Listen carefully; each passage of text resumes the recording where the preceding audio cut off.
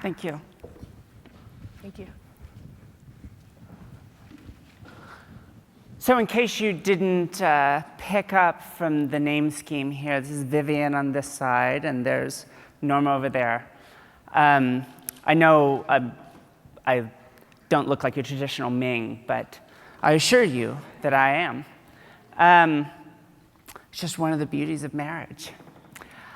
So today we wanted to talk about something that's been going on for 100 years, if not more. As far as I could tell from the research, people have been writing papers about the failure of educational technology to keep this promise that it's been making to us. And it's amazing. I didn't think when we looked back that we'd actually find academic papers in the 50s and the 40s saying, why the boom and bust in educational technology? I'm not certain what the technology was back then. I know that there's a lot of hype around the typewriter. It's been a big issue.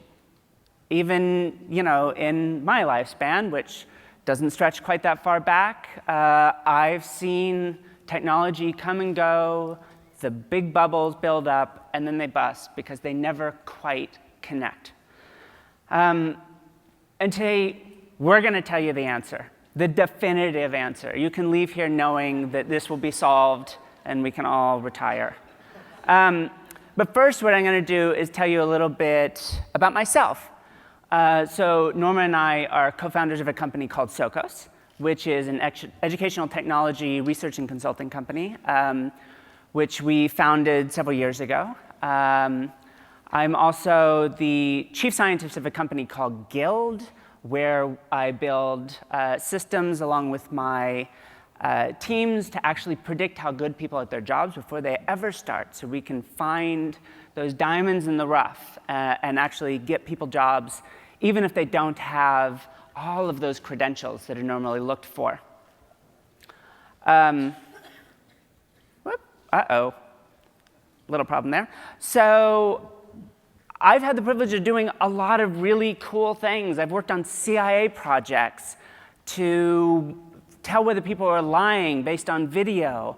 I've worked on a project for the United Nations to help reunite orphan refugees with their extended family members that have been separated by warfare. I've done work in education. I've done work understanding how the human brain processes sound and what that means for the understanding the evolution of language, and it's just so much. And while it sort of makes me feel a little nauseous to get up here and brag wildly, I'm doing it for a very good reason. I'm a mom. Boy, do I treasure that, and a wife. And the reason that I'm saying it is, you got a little taste just a moment ago, I was a terrible student. I got kicked out of classes. I refused to do any homework. I'm not quite certain what made people think that kicking me out of a class would get me to do the homework, but apparently that was part of the logic. They managed to get my parents to buy into that. Fortunately, standardized testing got me into college, where I very promptly flunked out, and then I dropped out. I just dropped out of life for about 10 years. I did nothing, contributed nothing. And that really should have been the end. There's no reason to think that someone who was feeling the way I was, who was disconnected from life, would ever go back and do something worthwhile. But my family stuck with me, and I had a second chance, and a third chance, and a fourth, a fifth, and somewhere in the teens maybe, I actually went back, and suddenly school was easy, and everything just connected. And all of these opportunities to get people jobs that would never otherwise get hired, to find these orphan refugees, all of these opportunities came to me to really contribute in a substantial way. And I'm proud of that. How many other students didn't get those second chances and those opportunities? How many of them are out there thinking, why am I even here? What am I adding? We get a lot of stories about individuals that came from unusual backgrounds, from desperate poverty, from adoption, and contributed amazing things to our lives. But what I am constantly coming back to is how many of these kids never have the opportunity. Maybe not everyone's going to be an Einstein, but certainly people can be a Vivienne Ming. People can almost certainly do more than they are able to achieve. And I think that's the real promise of educational technology. I think that's what we believe is possible when technology comes in and recognizes everyone's full potential. Maybe it's a little bit idealistic, but that's the promise. And we hear that promise played out in the press all of the time. And what we should be doing is not thinking about hunting for the next fill in the blank. We should be creating them. And this is where the technology can help us. We can discover and develop new talents and then build on them so that these people can become the leaders, the incredible people that we know that they can be. So some of these promises that get made, we're going to democratize education. We're going to personalize it. We're going to make learning fun. Education's broken, and we're here to fix it. Well, the sad truth is we're failing to keep these promises, noble as they are. Coursera's tagline was they're going to democratize education. I think that is an amazingly laudable goal. I think they believe it in their hearts, and they have an incredible platform to potentially do that. And yet, the research shows that about 80% of the students there already have a higher degree. It's not clear what democratization is happening in this space. When we look at Udacity, they're going to reach and help those students that have never been reached before. Again, I believe them that that's what they're after. But after a few misfires, they've largely given up on that end of their business.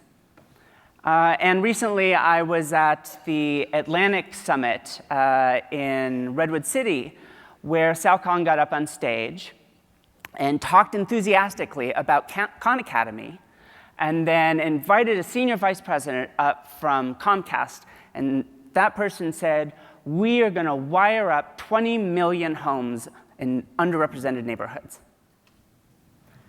And that's great. The obvious implication being millions of kids are now going to start going to Khan Academy. I don't know about you. I think this is a boon for Netflix. I think it's great for Comcast. But do you really think millions of children from these homes are voluntarily going to end up at Khan Academy? Wonderful though you may feel it is, or Udacity, or edX, or any of these massively scaled schools.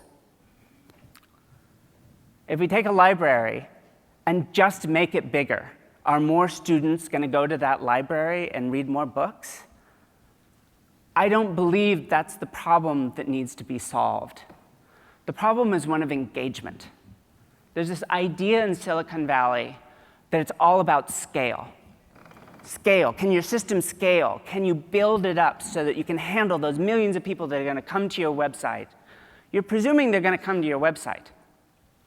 We're all fools, and then we've gotten into the education business, a business whose market is filled with people that actively don't want to buy our product. And building for scale needs to happen, but if you think that's the end, you are failing the promise of educational technology because you are failing to engage with learners. If you just leave it out there, you have not truly connected with the billions of learners that are out in the world. It's great that Andrew Ng can teach a machine learning course that gets 150,000 people showing up. Who knew there were 150,000 people in the world that would want to learn machine learning? But I know those people. They're like me. They already know machine learning, or at least many of them know how to program. We haven't transformed anyone's life. And as nice as it is to think that we can touch one kid in Mongolia and get him to MIT, I hope that the goal of everyone in this room is to transform the world, not provide single anecdotes. So many of you are probably familiar with this particular slide. It's a look at, on the y-axis, it's PISA scores. These are our international comparative test scores across countries. And then on the x-axis, we have a breakdown by child poverty rates. And we've placed a whole bunch of countries on there. And in addition, somewhat in gray, I believe that's the United States, sort of right in the lower right end, sort of right in the middle of the figure. But also in orange is a breakdown of the United States by child poverty rates. So in the your far left is the representation of the parts of the country that have very low, these school districts, very low child poverty rates, all the way down to the far lower right corner, where we have the highest child poverty in those school districts. And you see something which we all know already. There are serious equity problems. And before I pass this off to Norma to talk more about that, I want to ask a question. How many of you think kids from those lower two dots in the United States are going to Khan Academy? And is that going to change if Comcast wires up their household? I think that's laughable. It's not enough to put it out there. You have to actively engage with these students. You have to do the things that don't scale. There's something else that this slide shows, and I really like it because we hear a lot in the news about how, oh, the United States is doing so terribly in the international comparisons, the system is broken, we need to fix education, look, we're dropping behind in the rankings. That's the usual story that most people hear. But look a little bit deeper. That's what these data show. Don't just look at that average. Look at the other information. Just by poverty, there are so many other dimensions that we could and should be looking at. We see that spread. We see that actually the wealthy students are not doing that badly. They're actually doing quite well. The problem is with the students who have lack of access and lack of resources. There's a much bigger story to be told here. There's much more that we can and should be doing. So what this is highlighting is, don't just settle for those easy answers from a quick pass at the data. You need to look deeper with those data to figure out where the real problems are. And if I haven't beaten up on them enough, if it really is the case that these approaches to educational technology, which are just looking at bringing massive scale, are only being used by people at the top of these previously existing figures, then all we're doing is exacerbating the equity issues. All we're doing is taking people that are already part of, for lack of a better term, the educational elite, and giving them even more tools to compete with one another and accelerate away from the rest of society. So there's that point highlighted again. The available data, the things that come easily to us, the information that we can see so easily, may not be the most important data, and we need to go deeper to find out what those data are. The shallow use of data has always been a problem, but especially now that we have advances in technology, we have data that's more readily available, we're going to scale. Big data is going to exacerbate all of these problems even more. We need to be even more mindful of looking for the data that tell us the real story for the problems that we really need to be solving.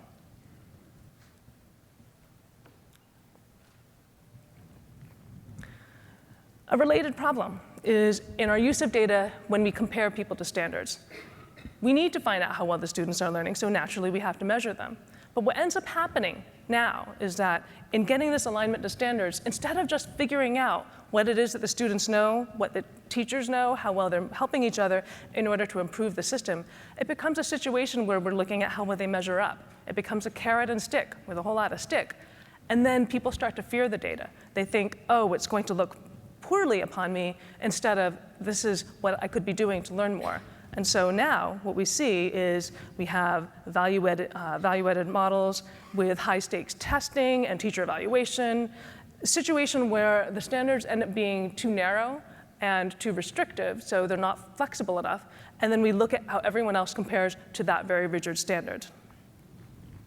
Yeah, so Norma and I are the parent of a couple of wonderful kids, and one of them has diabetes. Type 1 diabetes. And in fact, that's part of why I wear these things all the time, because I build a little system that actually sends me updates on his diabetes throughout the day. If you've ever wondered why the hell would anyone wear Google Glass, it's one, because you're completely geeky over 40 and you have no chance of killing a social life that never existed in the first place. The other is because you're trying to be a good parent. And you're geeky and so forth. And so you can actually write up this little thing that sends you updates on blood glucose levels. Well, here is a mantra from that world.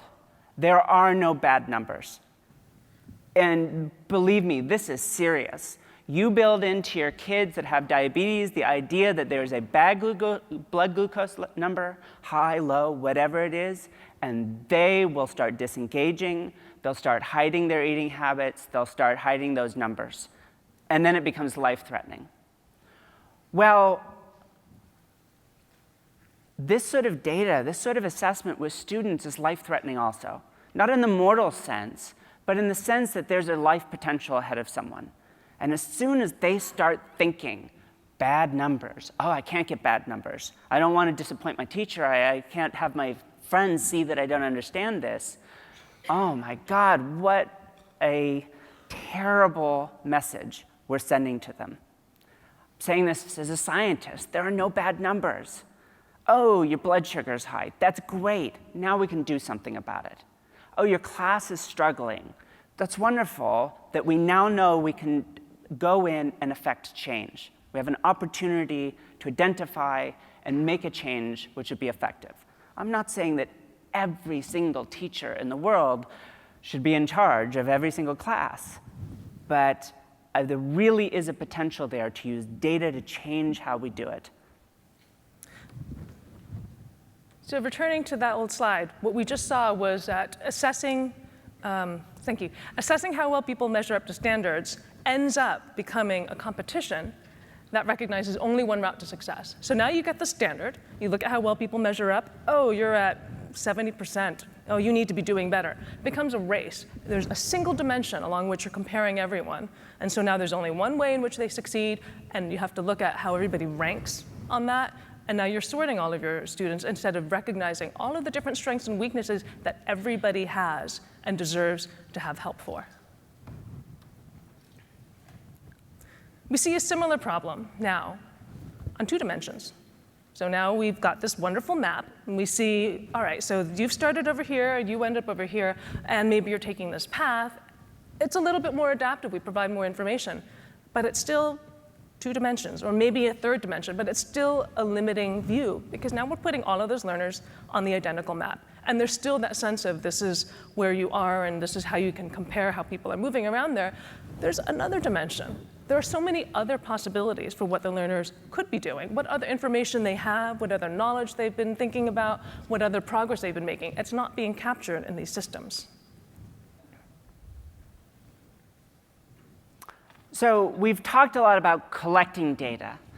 And we've talked a lot about how we need to instrument the classroom or imply that we can very heavily invasive into the classroom. Let me be clear, that's not what we're saying. Yes, we want to collect a lot of data, but let me give you another point of failure for educational technology. I'm a researcher on top of being a variety of other things.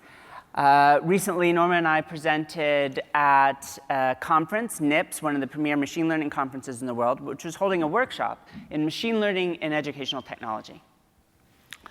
And as a researcher, I loved the work being done by the people there. The models were so cool, they were so interesting, just big probabilistic graphical models and wonderful mixture models and hierarchy. It was all total geek pleasure for me. But the reality is, in the back of my head as an educator and as a technologist and entrepreneur, is how are those models going to survive in the classroom? They're such fragile flowers. So we build this incredibly fragile model. And I don't think it's because we feel that's the right thing, but rather this idea is we have to. We want to be able to deploy technology in the classroom, and if we want to deploy fragile models in the classroom, then we have to wrap it in heavy machinery. So for the most part, educational technology is really a total toy model. And most of our experience with educational technology is massive, heavy machinery. And if it's not clear in this illustration, educators, that's you. And the only way to get those models to work in the classroom is for them to come in and bulldoze through all of the existing curriculum, creativity, and control that you have in your classroom. And that's fundamentally wrong. That is failing the promise of technology. Technology support the teachers and the students. It shouldn't be the other way around. It shouldn't be the obligation of the teacher to figure out how to get your technology to work in their classroom, or to figure out how to adapt their classroom to what you've built. And in fact, the research has shown a lot of mixed effects in some stuff. So work at Carnegie Learning and Newton and other places, I mean, I've gone out, I've met with these people, I really love the things that they've built. But on the ground, there have been struggles. There have been struggles to get them to work in the classroom. And part of those struggles, this is a line from the CEO of Newton, that the reason their systems didn't work in some classes in a test run at Arizona State was because the teachers weren't using it correctly. Well, you know, F you.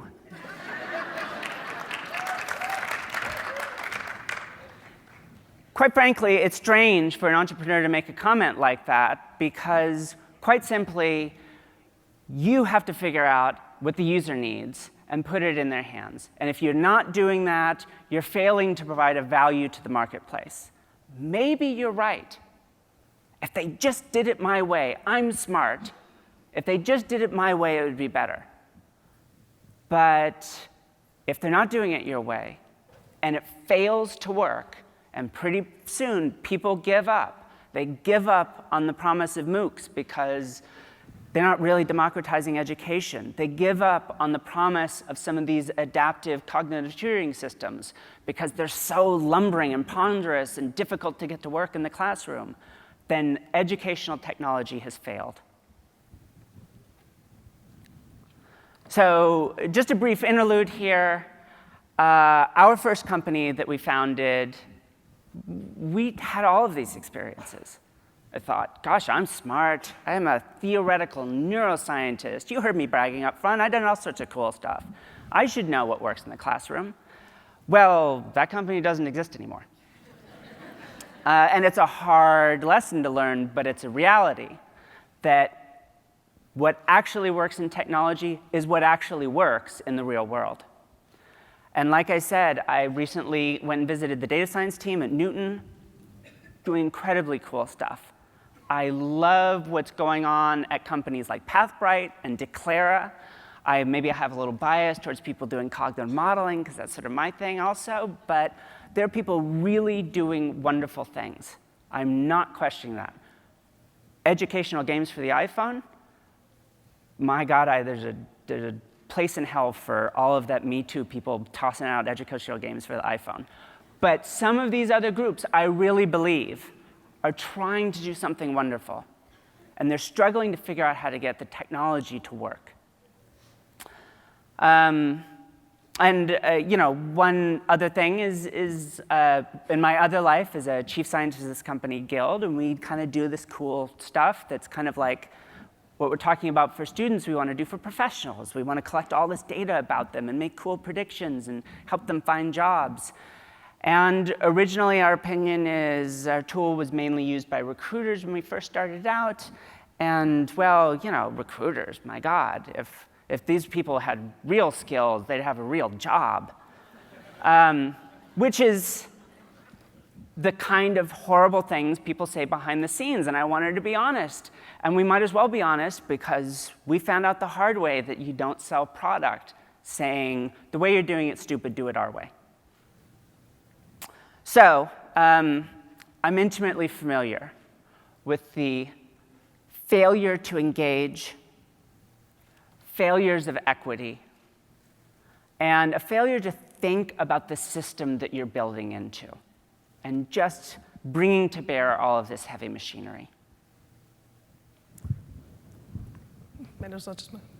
And we think that these are the cores, the solutions to making educational technology work. Equity, natural systems, active engagement, and importantly, what it doesn't require is that you stick an iPad in front of every student. I got nothing against that. But what I'm saying, thank you. What I'm saying is we can build technology that provides amazing support without you ever realizing it was there. Technology doesn't need to be intrusive.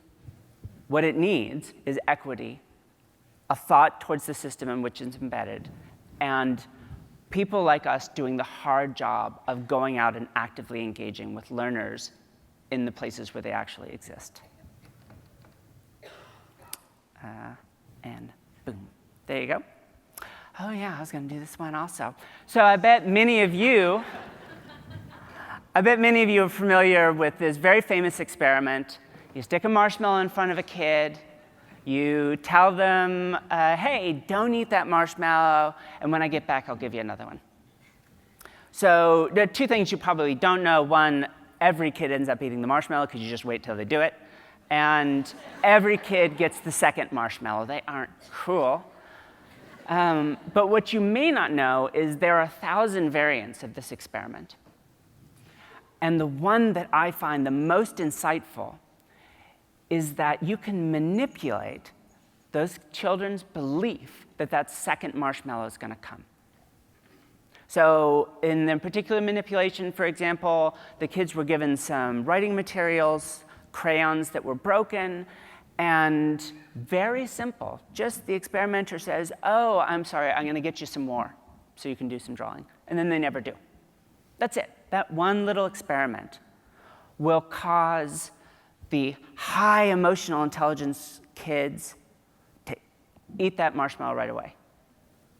So what is that telling us? If the story of the marshmallow experiment is telling us that there's this incredible feature of children, their emotional intelligence, and it predicts everything about their life, which is the common story, then this little simple manipulation tells me that that's wrong. What it's really telling us is about the expectations of a child. It tells us about the life and the place that they grew up in. We need to look at a lot more than thinking about this test or any other test as just being a measure of that child or that student. Too often we think that we're measuring that child and we need to improve this child in some way. Well, what this experiment is showing is that you're also looking at the environment. You have to figure out where that student came from because you're measuring both. You're actually measuring that child's interpretation of the environment, and that is what you need to be working on. You look at the child's ability to be resilient, and you also have to change the environment because it doesn't make sense to tell them a lie about their environment. They're being perfectly rational. You have to support the environment so that they have this expectation of trust, that they will get more resources, that they can ask for help and expect to receive help that will actually be meaningful to them.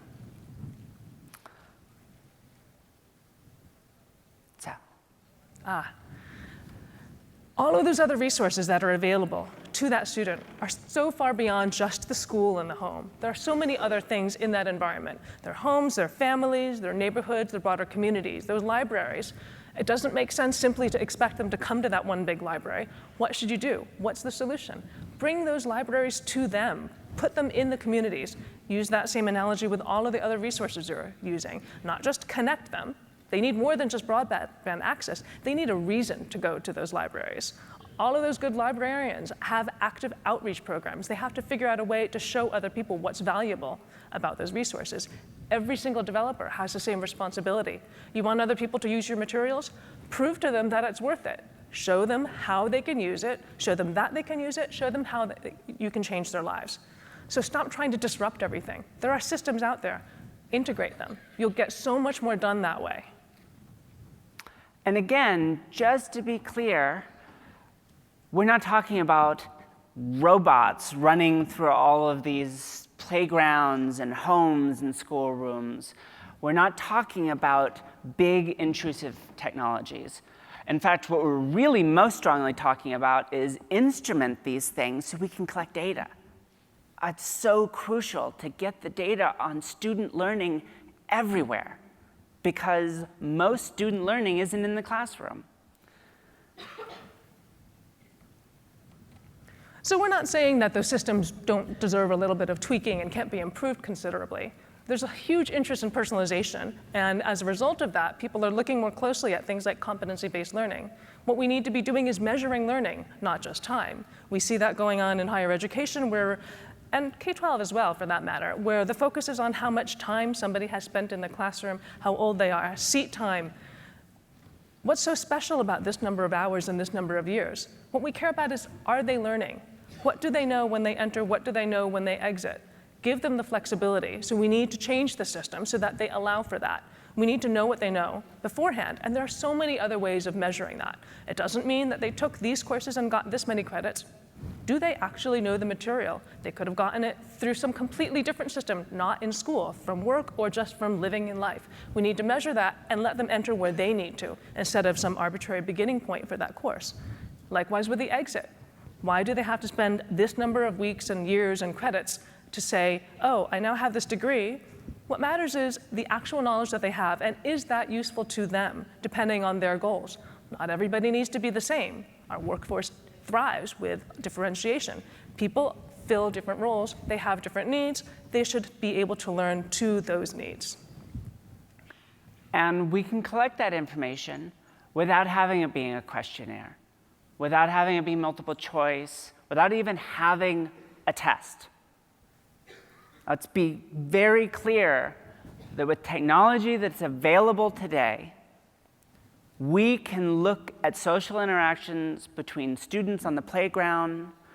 We can look at online interactions between college students.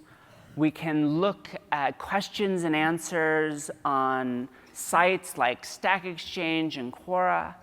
And from those naturalistic experiences, figure out and understand the competencies of those learners.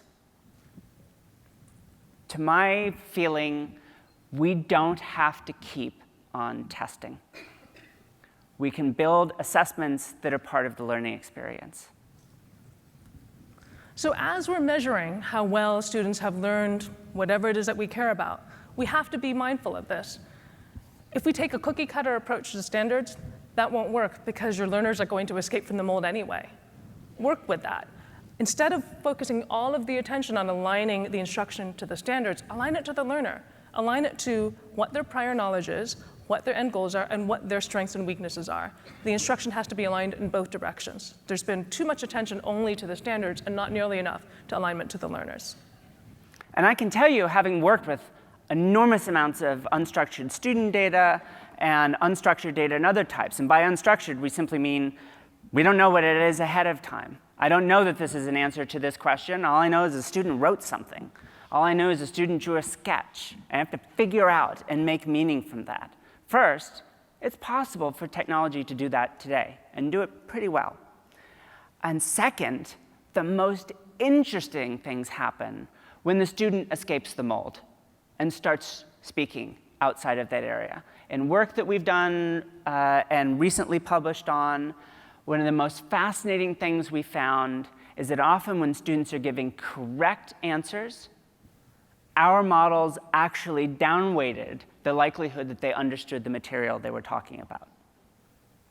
Because the diagnostic experience is when they went off book and they didn't give the answer that they had learned of in class. So instead of talking about how nurses engage in collective bargaining behavior, build a little system that every now and then in an online discussion forum says, oh, that was a really interesting question. What would that mean for auto workers?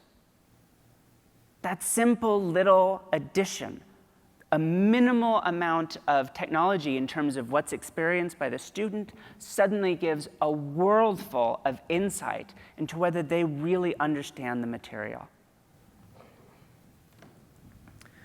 And this is fundamental to effective personalization. We have all of these resources that are out there. What is going to happen is those learners are going to be going out there, figuring out what is useful for them and making sense of that in a broader trajectory. It's not going to be enough to just leave it there and hope that they'll figure it out. We need to help them with that. We need to actively foster self-directed learning so that the learner can figure out, what is my path? What are my needs? What are my goals? What's reasonable? How much do I know? They need to be able to self-assess and work that out for themselves. Children naturally have all of this innate curiosity. Their desire to explore starts from day one. Yet schooling, society, too often gives them the message, no, you need to do it this way. And ultimately they learn, why should I bother to ask these questions? Why should I think about how it connects with this other fascinating thing that I saw the other day that nobody mentioned? They stop doing that. We have to actively encourage and develop all of that curiosity, that drive, so that they can make sense of it, because this is a hard skill, and it is so important. We need all of these students. We need to be able to motivate them so that they can do this for themselves. It's not going to be enough simply just to leave it all out there and hope that they discover it. So as we're designing all of these materials, as we're setting up these courses for students, we need to think about all of the differences that they come from. So Vivienne talked about some of the other students that maybe like the way the designer is. There are so many other ways in which that happens, not just in terms of their educational background, but physical disabilities, learning disabilities. Right now, the outputs are highly visual. Yes, we get some other forms in the multimedia, but there's a lot of visual information. Not everyone is going to be able to process that visual information. The inputs are heavily text-based. Yes, we have some other forms, but right now it's very text-based, input and output, in fact. What about that child who has dyslexia? What about actually the adults who have dyslexia? A lot of those people are the ones who drop out from school, disengage, and they feel that not only is schooling not for them, they feel that they're not successful. They're losing out on those opportunities. We need to make sure that we are designing environments, providing instructional supports that they can access so that they can improve in their own way and not feel that they are being excluded, because we're going to lose out on so much potential if we do not actively find ways to help them. There's this common saying in the development world, you are not the user.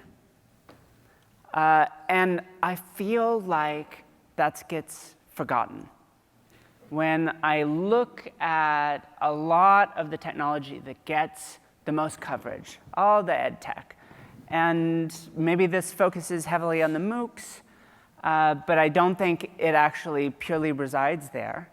I look at them and I think, yeah, to me, that sounds wonderful. I can go take a Harvard class on, the philosophy of Stoicism, right from one of the premier philosophers in the world, going to edX. That's great, but is that really what we need to do to connect with the billions of students around the world that simply need to understand something more basic about how education's actually going to improve their lives?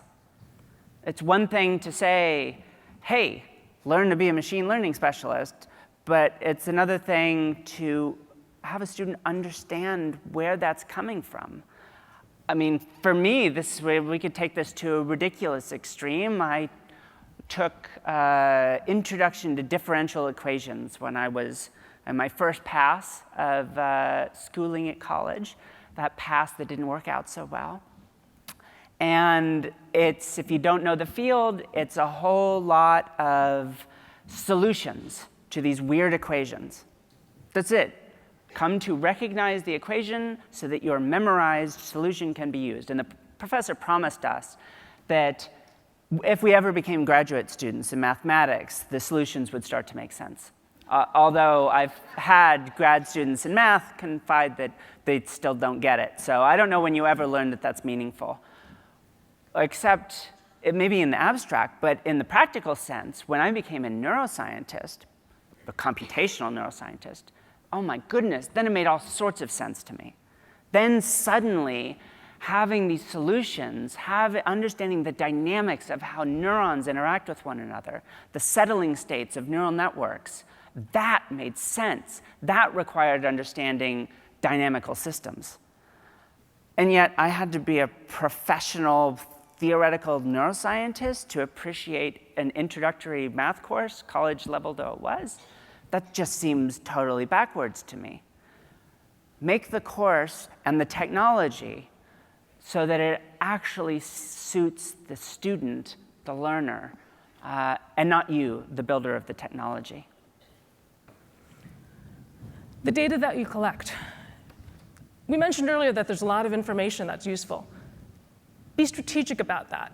Instead of taking data that simply tells you about the outcomes and maybe some of the processes, as in when they logged in, how much time they spent on a certain assignment or activity, there's a lot more process data that we need to be collecting.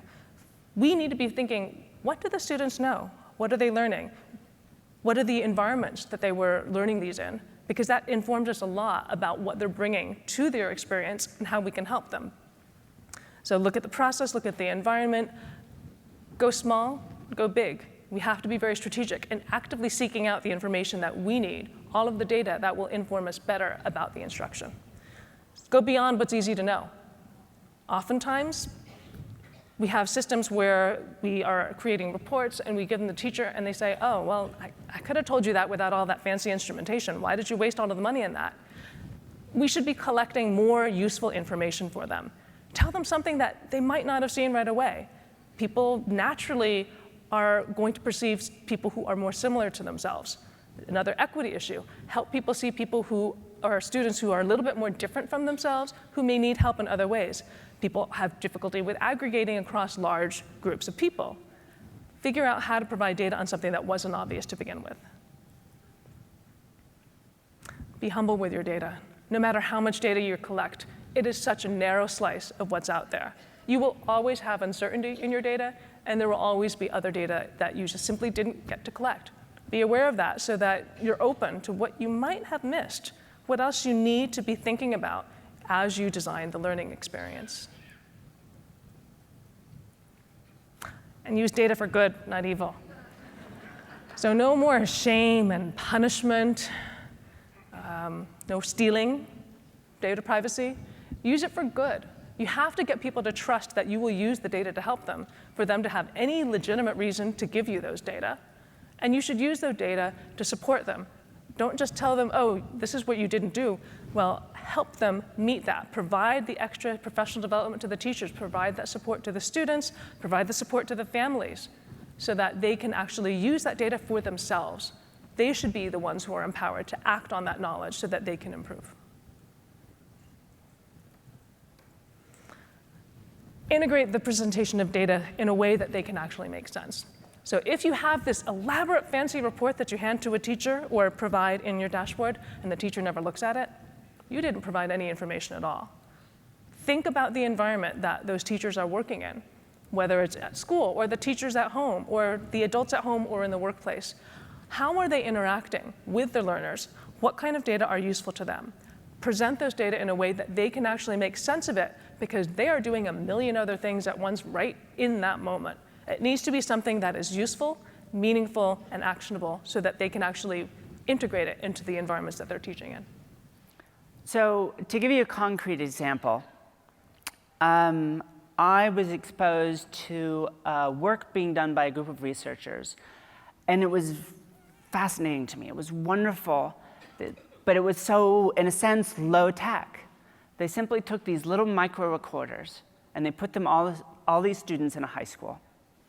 Every 10 minutes, the recorder grabbed 30 seconds of audio. It's very basic. By hand, those researchers went through and they could figure out what the actual social network of these students were, who they spent time with, what language the student used, what language they heard, how that language changed with different groups of friends and when they were with the instructors.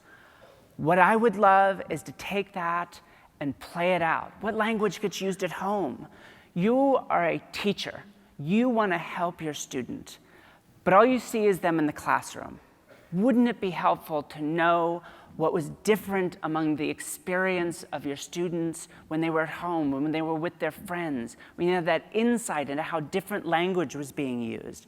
Research shows how profoundly that affects outcomes for early learners. What if kindergartners have these little micro recorders?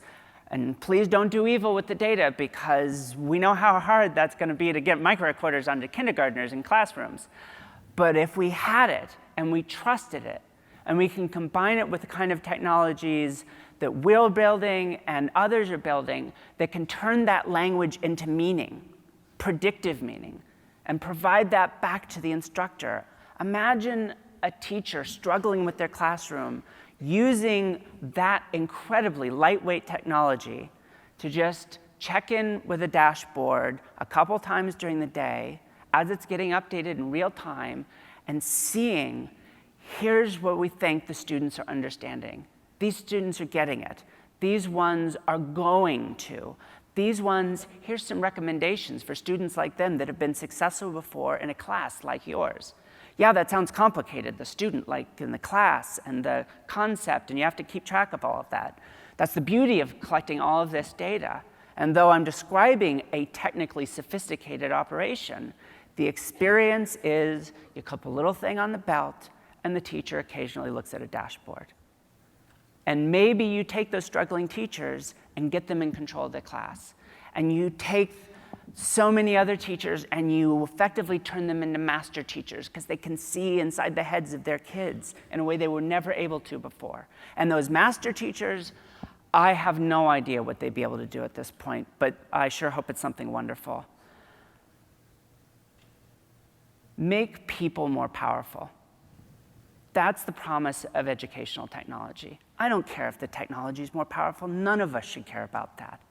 Fancier models are not the solution in and of themselves. What impact can we have in the classroom? What difference can we make to the lives of students?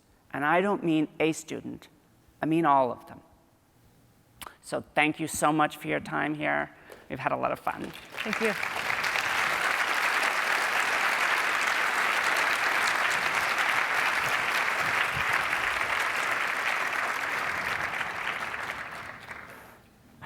So I think we have a little time for questions. If anyone has one, since we didn't actually go into any of the technical detail, I'm sure you're all deeply interested in knowing what kind of hierarchical Bayesian models we use in our technology. I think I can see interested.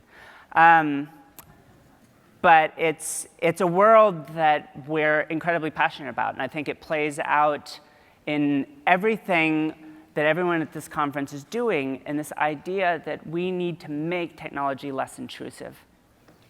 We have a microphone right here and one on the other side. If anyone has a question, they can come to the microphone. Microphone's in the back.